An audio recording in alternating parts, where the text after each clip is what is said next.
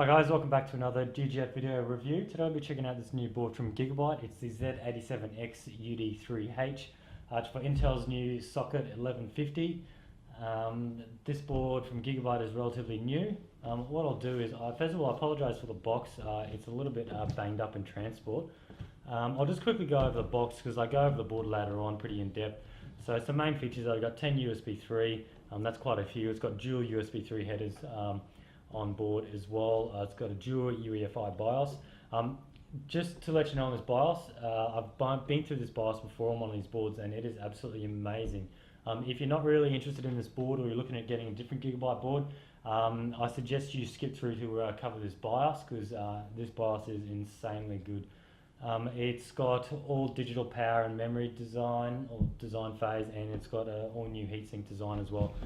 Just looking over onto the back quickly, some of the main features are it's got all solid durable black caps. Now they look really good. You don't get any of those other fancy coloured ones. It's got a gaming amplifier on it. It supports your standard SLI and Crossfire. I do cover the lanes later on what cards you can run and the best speed they'll run at. As I said before, dual BIOS, which looks absolutely great. It's got all real-time monitoring and all that. On and off charge for USB for your mobile devices, which is sweet. A new heatsink design, that looks really good. That's still personal choice, so the colors, but I think it looks great and it works really well. 10 USB 3 ports, all the ones on the rear are USB 3, so that's really good. 8 SATA 3, I believe there's a Marvel chip on there as well, the two grey ones. It's got all your quick buttons, it's got all your LED displays, the 2-bit there, and it's got also LED for which BIOS you've got selected, and you can switch between which one you want.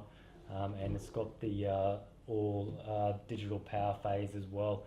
So that's pretty much it for the board. I don't want to spend too long on that because the video will go for quite a long time. So we'll jump in now and just see what's in the box. Once unboxing the board, we have the board itself. We also have a standard Gigabyte manual for the board. We have a guidebook, which is probably your quick guides in there. We have your there's actually two bags here of your SATA 6 cables. There's 2 in each, so you get 4. You have a Gigabyte sticker, which is pretty sweet. We have a SLI cable, and then we also have the I/O shield, which I'll go over that, and we'll go over the actual ports you get on the back as well. So going over the rear I/O ports, we have a dual combo PS2 jack, so that'll be for a keyboard or mouse. Not many people use those, but it's good that they still add that. We have a total of 1, 2, 3, 4, 5, 6 USB 3, which is controlled by the Z87 chipset, so I don't have any USB 2 on the back. We also have 2 eSATA ports. We have your audio analog ports on this side. We also have an optical up here. We have an Intel RJ45 network jack, and I'll just cover all the VGA outputs we have on there. So we have your D sub port, which is this black top one. That has a max resolution of 1920 by 1200.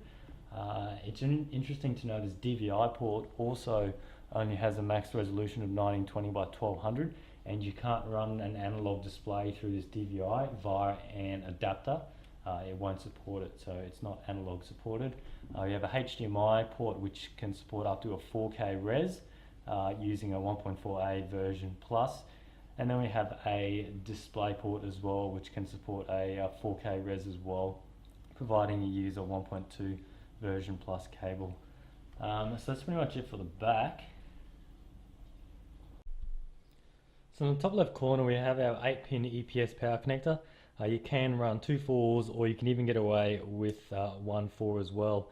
But if you're going to be overclocking and all that, it's advised to run the proper 8-pin. Moving over, we've got the new heatsink design. That looks pretty sweet. It's actually really sort of thick and rigid, which is good. It's not really flimsy like on other boards. We'll just go in and have a look. So we got the CPU socket there. Pretty standard 1150. It's probably like a fraction smaller. You won't be able to tell. I'll move over to the left. Okay, so we got these two 4-pin PWM fan headers. So we got CPU fan, which is the white one, and then we got the black one, which is CPU optional fan. So that's pretty good that they put those two together, because most air coolers these days come with 2 fans on. So it's good that you can just run them to the same area. On other boards, you've got say one here, one there, and you have to run the two fans in separate locations. So it's handy that they're both together. Moving on to the RAM, we've got 4 DIMM slots. I believe this supports up to a maximum of 3000 megahertz. That's what Gigabyte says. You can go over that using overclocking. I've known people to go over to 3200 on this board, so it's really up to how well you can overclock and how well your RAM is as well. Alright, moving over a bit, we've got our power button there, which is the red one. We've also got a reset button, which is the little blue one there, and then we've also got the little black one, which is your clear CMOS. Now we've also got these 2 little switches here. One of these is pretty interesting. This bottom one is a switch that allows you to change your BIOS into to use the dual BIOS. The dual BIOS is on here, or you can use a single BIOS. So if you're doing flashing and overclocking and all that, you can sort of stick the board to only use one BIOS at a time, so it won't do the auto recovery and switch it over to the second BIOS. But if you want to enable auto recovery, so it'll do it on the fly, you set this switch to use the dual BIOS mode, and then it can use which one. Moving down a bit, we have your 24-pin HX connector here. Just to the left of that, we've also got your 2-bit display there, which will show your error codes and all that as well, which is pretty sweet to have on a board these days. Just something back up the top here, which I missed. Also notice it's got all your voltage regulator points here. So you've got like things like your V-core, your VDIMM and all that. So if you want to test your voltages at the best point possible, they will be the best ones for you. So moving down a bit below the 24 pin, we've got the one of the 2 USB 3 headers in there. It's good that we've got 2 of those for new cases coming out. To the right of that, we have our SATA power for the board. That's for the Pci Express if you need that. And moving down to the SATA, so the 6 black SATA are your built-in SATA 3 on the Intel chipset. So there's just 2 high, 1, 2, 3, 4, 5, 6, and then the grey one here is connected to the Marble chip, and that's also SATA 3 as well. So all SATA 3 ports on there, which is good to see. Moving down to the bottom more, we got our front panel headers. So you got like your hard drive LED, power LED, reset power and all that. That's pretty standard on boards these days. And there we go, we have our second USB header, and it just has a little protection cap on it there, so it's good that we've got another one there as well. Moving to the left a bit, we've got some more headers here. So we've got 1, 2, 3 internal USB headers, so they're just your standard USB 2. So that'll get you 6 USB 2 devices there. We've got a COM port. Not many boards have these days. I still find they're good to have. It pretty much takes up no room at all as well, so you can either use it or not. We've got a TPM header there if you need that, and we also have your front panel audio there as well, which is pretty standard. I think every board has it in that corner. It's good that it's not up here anywhere. So moving up to the PCI Express, I'll just explain how that's set up. So first off, we've got 1, 2, 3 PCI Express 1 by. So you've got a sound card, USB card, anything like that. You can use those in there. 1 standard PCI. Not too many people use that. I still find it handy on mid-range boards because people still have sound cards and things like that that still use PCI. For your 16 by slots, they're all 16 by physically, but they aren't all 16 by electrically. The first one is 16 by electrically if you're only using this one on its own. But if you're using these 2 here, then they both run at 8, and the bottom one here is always at 4 by. So you've got 16 or 8, 8 and 4, and this one is 4 regardless. So just keep in mind with that, so you're not going to get true 16, 16 for that. Not many boards will do true 16 for 2 and up. You sort of have to spend up in the 400s or 500s for a board like that. Then moving up a bit, we just have your Cmos battery there, and I'll just get a shot out and This board has 6 fan headers, so you got your 1, 2, like I mentioned there, for your CPU. We've got one here, which is system fan. We've also got another one here, which is just a 3-pin. We've got one more down here to the right, which is a 4-pin. We've got the last one over here, which is a 4-pin. So they're all 4 pins except for this one here. I guess it is good that they have added a 3, because still many fans these days still use the 3 pins. And then you've just got your dual BIOSes there as well. So that's pretty much it for the board. I'm going to stick a CPU in. I think I got an i5 440 or something like that. I'll check it out. I'm not too familiar with these CPUs, but I'll grab that out. I'll fire that up. I probably won't go in Windows. I won't do any benchmarks because it's not really motherboard dependent. I'm not really reviewing the CPU, so what I'll do is cover the BIOS and do some overclocking and see how we go. Alright, so I got the board set up now on our test bench. You can see it blends in really well. Having a black PCB, it'll work well with most cases. I've got it connected just by a standard HDMI there. Standard Corsair fan running in PWM mode, so that'll be really quiet. And I'm just running 16 gigs of Corsair RAM.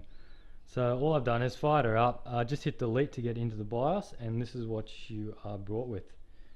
As you can see, that looks pretty cool. I haven't actually seen a BIOS like this, or not on the new chipset. There's just so much info on here. I'll just do a quick overview on this screen, and then I'll go into more detail on everything else. So you can see we've got CPU status on the left. The tops we have voltages, fan speed, temperature. Moving on the right, we've got system status down there. We've also got some favorites you can set, and then down the bottom we've just got some more info about the CPU, and we also have a scrolling a news feed that tells you if anything is wrong, such as improper memory clock, so you can go and suss that out and fix that up. And in the main screen, that looks to be where all your work is done. And you can even set things like we've got your name 1, 2, 3, so I'm assuming you can customize those, and then you've got all your different headings up there you can go to. So that is pretty crazy so far. I do believe you can go to an older Gigabyte BIOS, not the real old school ones where it's just blue and grey, but you can go to a slightly older one. But after I've seen this, I don't think you'd want to go back to anything else. So I'll go through all the pages now on the BIOS and see what we can set and see what features we have. So first off, I'll cover the user feel and interaction of the BIOS. The mouse is really responsive.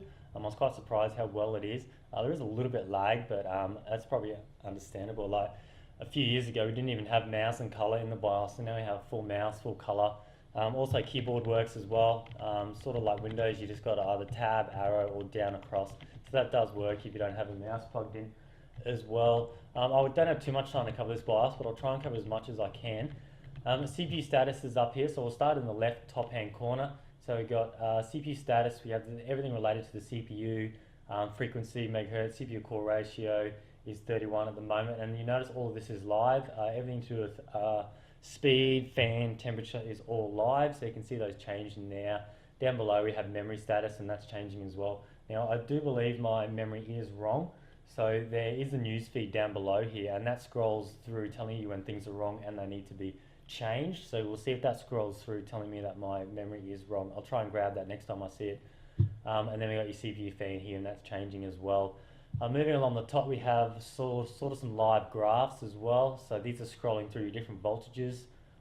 That's handy that they're there as well. So these are scrolling through your fans. I only have one fan plugged in, so it's probably good for me to disable the other ones, just so they don't sort of take up that area there. And also you got your system temperature, so CPU and your system there. Moving on to the right, I got system status here, so we got more information with voltages, host clock, and then we got also PCH temperature. That's good as well, so we can see that, and also our fans. I've got no additional fans plugged in, so that's why it's probably good to disable them. Another thing, we have favorites. This here I thought was really handy. I've already changed the background wallpaper, so you can click on that. So you can see when I click on it, it takes you to where you want to go. So I can change the background wallpaper to pitch black. I can also change it to a file. That is really sweet. So you can customize it to whatever you want. I'll just put it back to the default. So yeah, at the moment you can click on those and these will take you to what they do. Now if you enable shortcut editing, you click on that, and now each time you click on an option, it won't take you to what it does.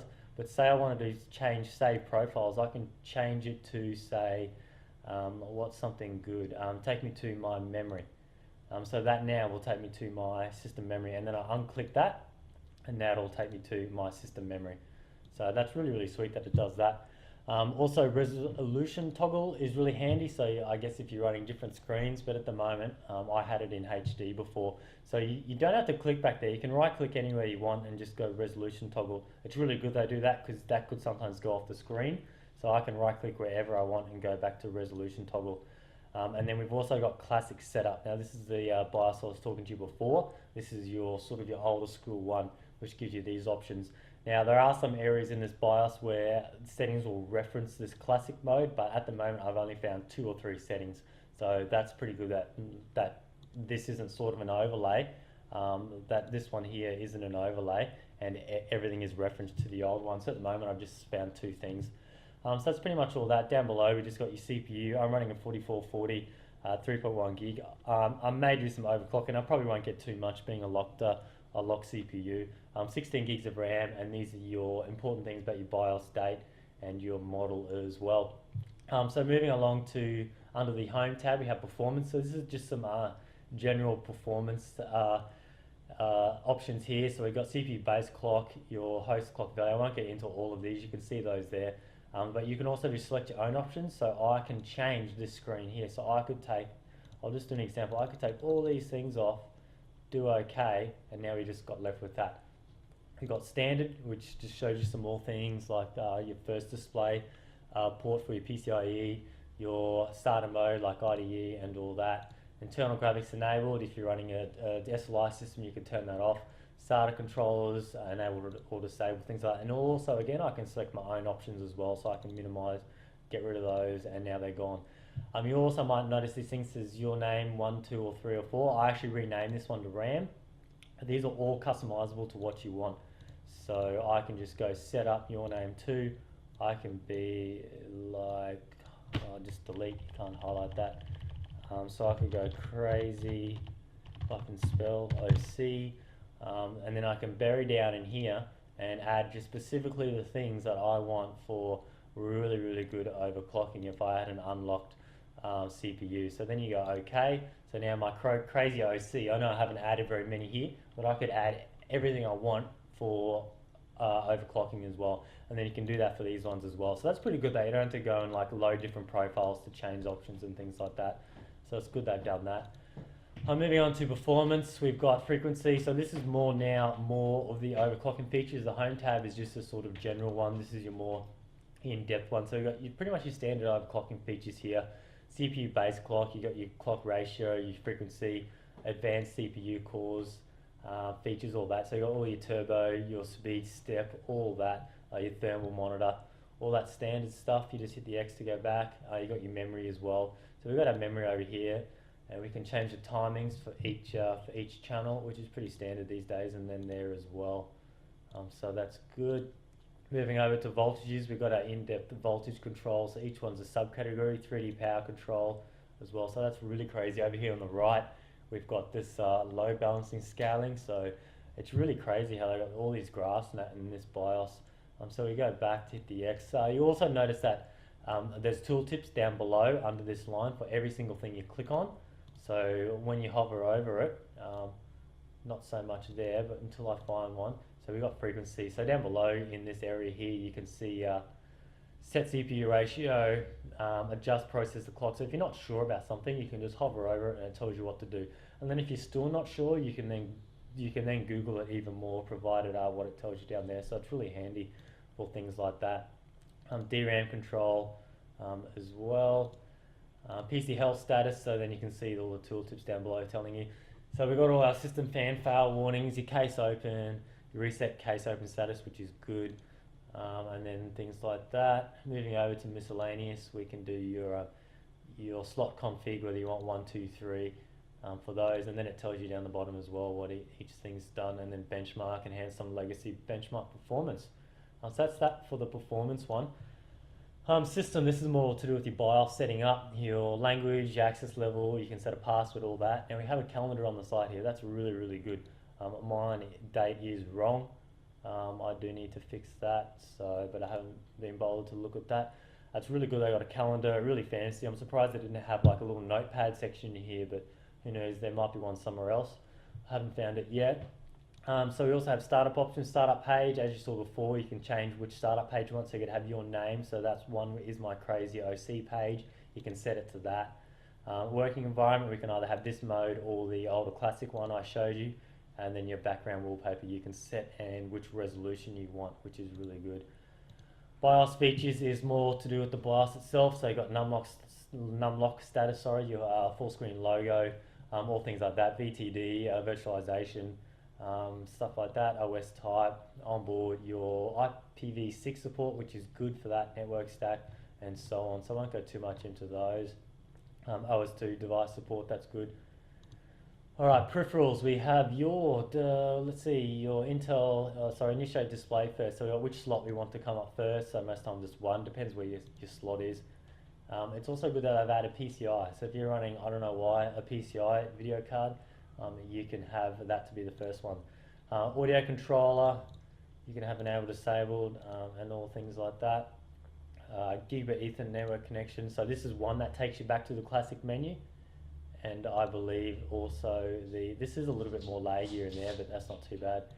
And then I've also got in here your Marvel configuration takes you back there as well, so that's not too bad as well. So I'll go back to there. SATA config, pretty much standard. I've got no drives plugged in, so everything is just empty. You can set your mode, AHCI, sorry, and IDE. We saw that before as well. Super IO config, your COM port, enable disable. Most people will disable that if you don't need it. And then your Intel Smart Connect technology here, depends if people will be using this or not. Power management here, this is more about your wake up times and things like that, what your power button does, and once you lose power, do you want it to come back on straight away, things like that. Power on by mice, you can do a click or whatnot. It's got power on by password, that's pretty sweet as well. Let's see, that's it for that. And then we just got save and exit, load defaults, Q flash, you can run straight from here, which is good, and you got your save profiles and that. I'm going to restart this, do a quick overclock. I don't know how well it'll go. See how we go. I'll also restart and see if we can get this news flash to come up along here and see what it tells us about our RAM, because it doesn't come up all the time, because while you're moving around and hovering over things, it's going to force what you've got up. It's not going to have the news flash going on top as well. So I'll restart this and try and get that up as well.